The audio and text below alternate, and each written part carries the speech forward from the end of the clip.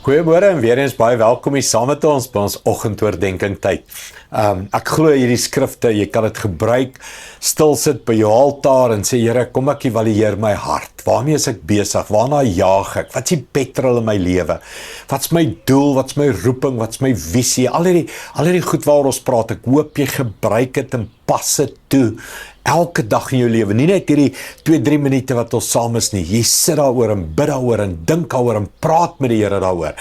Want dit kan regtig jou lewe so uitsorteer met soveel fokus leef, soveel energie, passie, lewe te leef dat jy mense om jou beïnvloed. Kom ons gaan verder. Jakobus 4 vers 4 volgend. Hy sê: in julle huweliksverhouding met God is julle ontrou.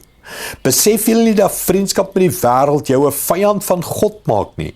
Hoor wat ek sê, as jy die wêreld tevrede wil stel, het jy klaar as vyand teen God stelling ingeneem.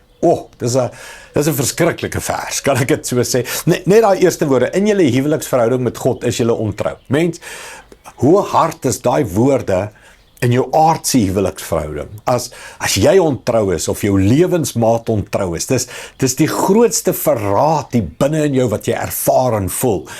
Nou vat die Heilige Gees hierdie woorde na jou en God se verhouding toe, en sê, mens, jy's ontrou, as jy lief is vir die wêreld. Nou hoor gou mooi, ook smal hoor, ons werk aan 6 hande om sukses op planeet Aarde te bereik, om God te verheerlik. So jy kan baie maklik hy 6 hande wil gebruik in liefde vir die wêreld om sukses op aarde te bereik sodat jy verheerlik kan word. Kan ek vir jou 'n curveball gee? Die beginsels lyk presies dieselfde. 90% van die beginsels van sukses lyk dieselfde, of jy dit vir jouself doen en of jy dit vir God doen, of dit uit liefde vir die wêreld is, jou naam, erkenning, ervaring, net image, ego, al daai goed. Die beginsels lyk baie naby aan dieselfde, behalwe by hierdie een punt. Ek wil sukses bereik sodat God goed lyk, nie sodat ek goed lyk nie.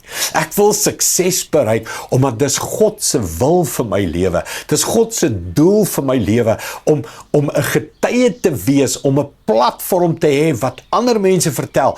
Dis alles te danke aan die Here. Jy sien, as jy wil sukses bereik vir jou, hy sê, het jy gedraai na 'n vyand van God toe. Then it's all about me. That's all my ego, my success, my name, what I achieved. It's all about me dan. Mens, kom ek en jy gaan sit stil en sê, ek wil nie ontrou wees aan God in my liefdesverhouding met God nie. So wanneer ek hard werk op planeet Aarde, is daar nie 'n botsing in my hart tussen, ek werk so hard vir aarde, die Here, waar's die Here in hierdie storie? Nee. Wanneer ek hard werk op aarde, my motief bly dieselfde, is om God te verheerlik. Dis in my liefdes, dis uit 'n liefdesverhouding met hom uit. Mens, kom ons maak ons motiewe skoon. Kom ons maak ons harte skoon. Kom ons maak ons fokus skoon. Of ek eet of drink, ek doen alles tot eer van die Here. My doel is tot eer van die Here.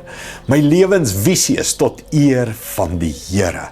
Nie liefde vir hierdie wêreld nie. Kom ons bid saam.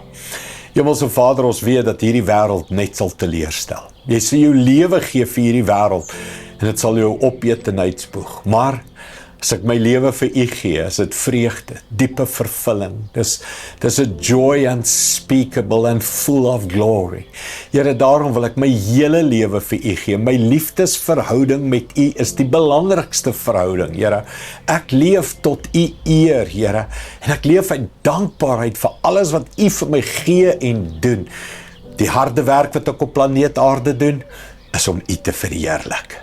Dit gaan alles net oor U, Here. Hou ons fokus reg, hou ons hart reg, Here, en U is die belangrikste in ons lewe. Dankie daarvoor, Here, in Jesus naam. Amen. Dankie, liewe vriende. Sien jou weer môre. Trots geborg deur Evergreen Turf.